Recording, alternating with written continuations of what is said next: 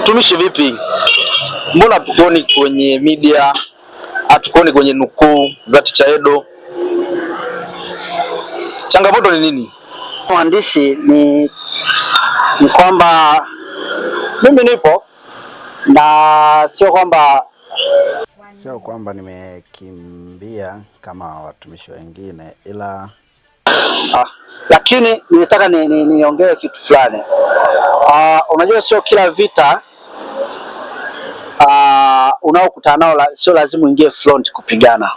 Kuna vita zingine inabidi uondoke, uende sehemu kajifiche, ni mpaka huyo unayepigana naye eza akose nguvu ama aondoke, na ndipo unaweza ukaja tena ukaonekana.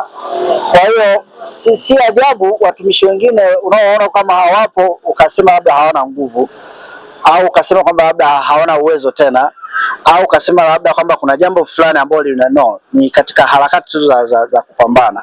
Kwa hiyo sio kila vita lazima uingie front kupigana, na hii hata kwenye Biblia ipo. Muulize Bwana Yesu yeye mwenyewe. Kuna wakati alitaka kuuawa na Herode, ilibidi baba yake amkimbizie Misri, akaenda kule kufichwa mpaka Herode alipokuja kufariki, na ndipo aliporudi.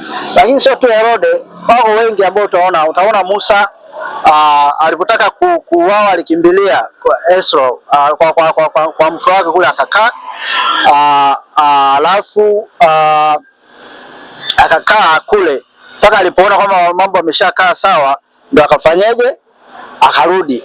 Kwa hiyo nitaka kusema hivyo tu kwamba sio kila vita inayotokea lazima uingie front kupambana. Kuna vita zingine lazima uende mahali ukajifiche, ujichaji, ili urudi ukiwa katika hali nzuri, ama usubiri kwanza yule unayepigana naye ameshakosa nguvu au ameshakufa.